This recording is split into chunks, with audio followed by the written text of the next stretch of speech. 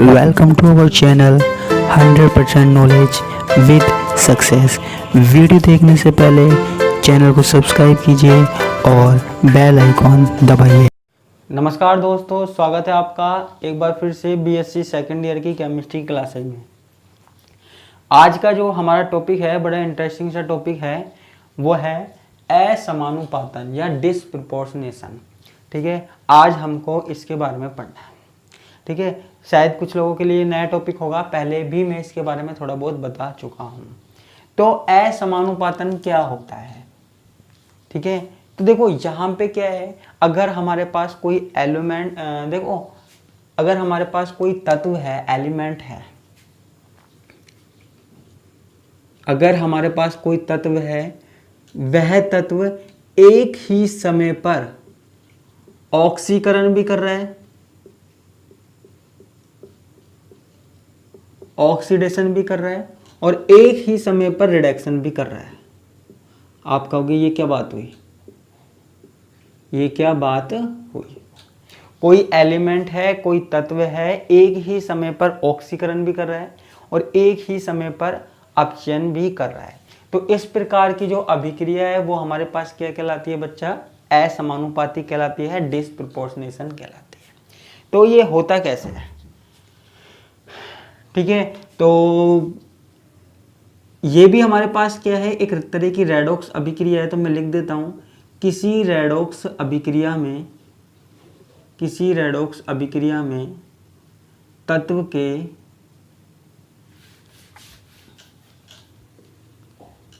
एक ही समय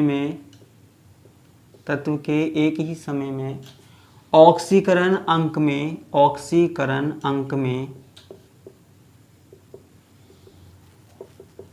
वृद्धि तथा कमी क्या कहलाती है? असमानुपातन कहलाती है, डिस्प्रपोर्शनेशन कहलाती है। क्या कहलाती है बच्चा? असमानुपातन कहलाती है। ठीक है, अब देखो असमानुपातन, इसका एक एग्जाम्पल देखते हैं। ठीक है, एक एग्जाम्पल देखते हैं। जैसे हमारे पास क्या है, Cu2SO4 है, Cu2SO4 है। CuSO4 अलग होता है, Cu2SO4 अलग है। क्योंकि मैं सोचना मैंने गलत लिख दिया। तो ये हमारे पास क्या है, क्यूप्रस सल्फेट है। अब मैंने क्या किया, एक परख नली ली, टेस्ट ट्यूब ली, टेस्ट ट्यूब में क्यूप्रस सल्फेट डाल दिया। ठीक है, टेस्ट ट्यूब में मैंने क्यूप्रस सल्फेट डाल दिया। तो वहाँ पे डालने के बाद हुआ क्या, जब मैंने इसको पानी में डाल दिया, पानी में डालने के बाद क्या हुआ, एक तो हमें नीला कलर दिखाई दिया, जो पानी का कलर था ना वो ब्लू हो गया। आज ब्लू है पानी, पानी। जो हमारे पास था ना वो नीला रंग हो गया, ब्लू हो गया। पानी का कलर क्या हो गया? ब्लू हो गया। ब्लू है पानी, पानी, पानी, पानी, पानी। और दूसरा क्या हुआ कि छोटे छोटे भूरे रंग के कण मिले हमको, छोटे छोटे भूरे रंग के कण और मिले हमको। ठीक है, जब मैंने क्यूप्रस सल्फेट में पानी डाला तो मुझे पानी का कलर क्या हो गया? नीला हो गया, ब्लू हो गया। साथ में हमें भूरे रंग के छोटे छोटे कण भी प्राप्त हुए। अब ऐसा क्यों हुआ बच्चा? ऐसा इसलिए हुआ क्योंकि जो हमारे पास ये Cu2 था, ये यहाँ पे कौन सी ऑक्सीडेशन स्टेट में है? Cu+1 में है। ठीक है, Cu+1 में है। तो ये जो Cu+1 है ये किस में चेंज हो गया? Cu+2 में चेंज हो गया और Cu0 में हो गया। ठीक है, एक ही टाइम पर देखो इसकी ऑक्सीकरण अवस्था +1 से +2 हो रही है, यानी कि बढ़ रही है। और उसी टाइम पर क्या हो रहा है, +1 से 0 हो रही है, यानी कि घट भी रही है। एक ही समय पर ऑक्सीकरण अवस्था में क्या हो रही है? वृद्धि हो रही है। और एक ही समय पर ऑक्सीडेशन स्टेट में कमी हो रही है। ठीक है, यानी कि ये ऑक्सीकारक, ऑक्सीडेंट की तरह भी बिहेव कर रहा है और रिडक्टेंट की तरह भी बिहेव कर रहा है। अपचायक और ऑक्सीकारक दोनों की तरह ये बिहेव कर रहा है हमारे पास। ठीक है, दोनों की तरह बिहेव कर रहा है। कौन? Cu+। ठीक है, Cu+1। ये होता कैसा है? श्वेत कलर का होता है, श्वेत कलर का होता है। पानी में डालने के बाद ये नीला हो जाता है और ये क्या हो जाता है? भूरे रंग के ठोस कण बन जाते हैं, भूरे रंग के पार्टिकल, ब्राउन कलर के पार्टिकल बन जाते हैं हमें। ठीक है, तो इसके कारण तो हमारे पास नीला रंग होता है और इसके कारण क्या होता है, भूरा रंग होता है। ठीक है, यानी कि हमारे पास होता क्या है, एक ही समय पर, एक ही टाइम पर ऑक्सीकरण भी होता है और अपचयन भी हो जाता है। क्या होता है, ऑक्सीकरण भी होता है, अपचयन भी होता है। यानी कि एक ही समय पर हमारे पास क्या होता है, ये Cu+1 है, ये एक इलेक्ट्रॉन त्याग कर किस में बदल जाता है, Cu में, और एक इलेक्ट्रॉन, ठीक है, इसी समय पर, और इसी समय पर क्या होता है Cu+1। देखो इस अभिक्रिया को मैंने दो अलग अलग अभिक्रियाओं में तोड़ के दिखा दिया, अर्ध अभिक्रिया बोलते हैं जिसे हम दिखाते आ रहे हैं अब तक। ठीक है, तो Cu+1 किस में चेंज हो जाता है, Cu0+E-, ठीक है, और Cu+1 है वो किस में चेंज हो जाता है, Cu+2। ठीक है, जो सॉरी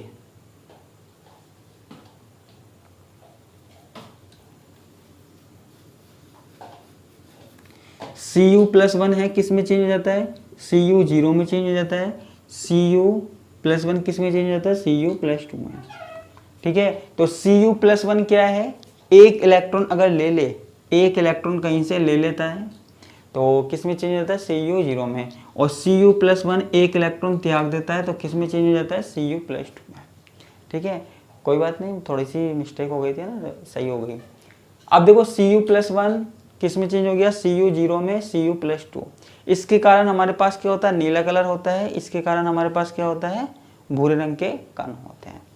ठीक है बच्चा, अब इसका जो E0 होता है वो होता है 0.52 होता है, और इसका जो E0 होता है वो 0.16 वोल्ट होता है।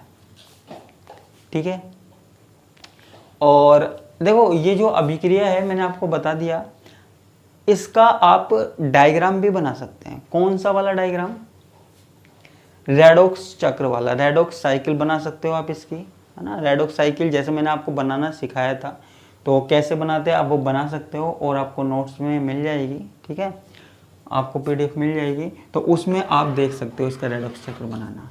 ठीक है, तो बस आपको तो इतनी सी बात याद रखनी है, असमानुपातन क्या होता है, जो हमारे पास तत्व है वो एक ही समय पर ऑक्सीकरण भी दिखाता है और एक ही समय पर अपचयन भी। ठीक है, यानी कि ऑक्सीकारक की तरह भी काम कर सकता है, अपचायक की तरह भी काम कर सकता है। ऑक्सीकृत हो भी जाता है और ऑक्सीकृत कर भी देता है, अपचयित हो भी जाता है और अपचयित कर भी देता है। इस तरीके से ये काम करता है। ठीक है, तो दोनों तरह के काम यहाँ पे होते हैं। ठीक है बच्चा, तो ये हमारे पास क्या हो गई, असमानुपातन की अभिक्रिया हो गई।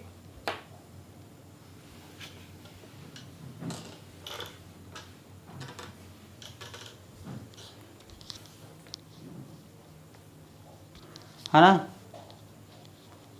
अब हमारे पास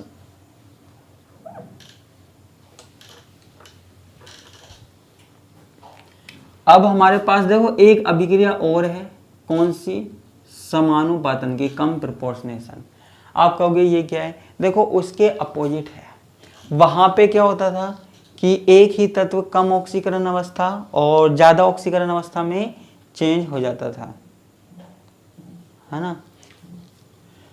यह अभिक्रिया असमानुपातन अभिक्रिया के विपरीत है। असमानुपातन अभिक्रिया के विपरीत है। ठीक है, उसके अपोजिट है। ठीक है बच्चा, अब देखो यहां पे यह अभिक्रिया किसके विपरीत है, असमानुपातन अभिक्रिया के है। वहां पे तो क्या हो रहा था कि एक जो तत्व है वो उच्च ऑक्सीकरण अवस्था भी दिखा रहा था और निम्न ऑक्सीकरण अवस्था भी दिखा रहा था, यानी कि ऑक्सीकारक की तरह भी काम कर रहा था और अपचायक की तरह भी काम कर रहा था। लेकिन यहाँ पे क्या होता है, यहाँ पे हमारे पास उच्च ऑक्सीकरण अवस्था और निम्न ऑक्सीकरण अवस्था। देखो किसी तत्व की, जैसे हमारे पास है Ag+2 और Ag0, ठीक है, किसी तत्व की उच्च ऑक्सीकरण अवस्था और किसी तत्व की निम्न ऑक्सीकरण अवस्था, वो मिलकर क्या करते हैं, मध्यम ऑक्सीकरण अवस्था का निर्माण करते हैं। क्या करते हैं बच्चा, मध्यम ऑक्सीकरण अवस्था का निर्माण करते हैं। ठीक है, जैसे मान लीजिए +2 है और 0 है, इनके बीच की ऑक्सीकरण अवस्था कौन सी होगी? +1, है ना। तो यहाँ पे क्या होता है, यह असमानुपातन अभिक्रिया के विपरीत है और उच्च ऑक्सीकरण अवस्था और जो निम्न ऑक्सीकरण अवस्था है मिलकर क्या करती है? मध्यम ऑक्सीकरण अवस्था का निर्माण करती है। क्या करती है? मध्यम ऑक्सीकरण अवस्था में का निर्माण करती है। ठीक है, तो यहां पे लिख लेते हैं, इस अभिक्रिया में उच्च ऑक्सीकरण अवस्था, हायर ऑक्सीडेशन स्टेट, व निम्न ऑक्सीकरण अवस्था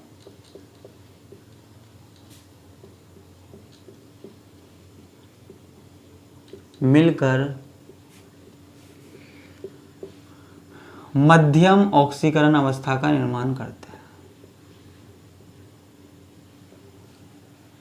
मध्यम ऑक्सीकरण अवस्था का निर्माण करते हैं।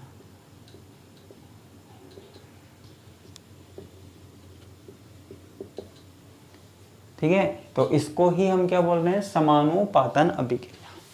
ठीक है, तो सिंपल सी बात याद रखनी है कि उच्च ऑक्सीकरण अवस्था है और निम्न ऑक्सीकरण अवस्था है। ऐसे ही हमारे पास Cu2 प्लस Cu0 है, तो ये मिलकर क्या बनाएंगे? Cu+1 बनाएंगे। ठीक है, तो उच्च ऑक्सीकरण अवस्था +2 इसकी देखो +2 है, इसकी 0 है और इसकी +1 है। ठीक है, तो उच्च वाली और निम्न वाली क्या बनाएंगे? बीच वाली ऑक्सीकरण अवस्था का निर्माण करेंगे। ठीक है, असमानुपातन में क्या हो रहा था? असमानुपातन में याद कीजिए, अब ये भी मैंने जस्ट बताया था, वहां पे एक ही तत्व उच्च ऑक्सीकरण अवस्था भी दिखा रहा था और निम्न ऑक्सीकरण अवस्था भी दिखा रहा था। ठीक है, आप खुद देखिए कि ये अभिक्रिया अगर ऐसे चल रही है तो हम इसको क्या बोल रहे हैं? समानुपातन अभिक्रिया। और अगर यही अभिक्रिया हमारे पास ऐसे चल रही होती तो हम इसको क्या बोलते? इसको हम क्या बोलते हैं? असमानुपातन अभिक्रिया बोलते हैं। इसलिए मैंने यहाँ पे लिखा है अभिक्रिया असमानुपातन अभिक्रिया के विपरीत है। ठीक है, तो वहां पे तो क्या होता है? एक ही तत्व उच्च ऑक्सीकरण अवस्था भी दिखाता है और निम्न भी, और यहाँ पर उच्च ऑक्सीकरण अवस्था और निम्न ऑक्सीकरण अवस्था मिलकर मध्यम ऑक्सीकरण अवस्था का निर्माण करते हैं। ठीक है, तो ये हमारे पास किसकी बात हुई? असमानुपातन और समानुपातन की बात हुई। ठीक है, तो आज की क्लास में इतना ही। इसके साथ मैं आपसे विदा लेता हूँ। धन्यवाद, नमस्कार, बाय बाय।